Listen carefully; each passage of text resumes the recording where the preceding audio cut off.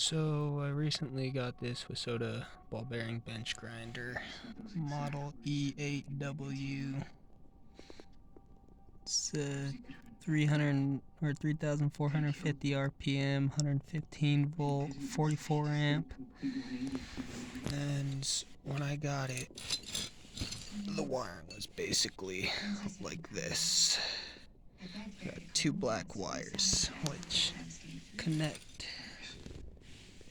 inside of here to some sort of a switch. When these pieces are pushed down, sorry you can't really see it, battery's too low for flash, but when they're pushed down it activates something. Not sure what kind of a switch it is, but it's two black wires.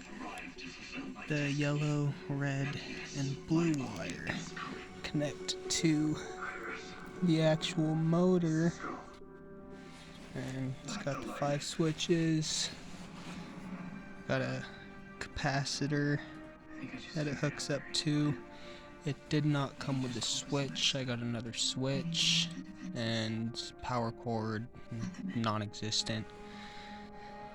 I have no idea on how to wire this thing. If any of you guys have any ideas or know how to do it, it would be greatly appreciated. So let me know.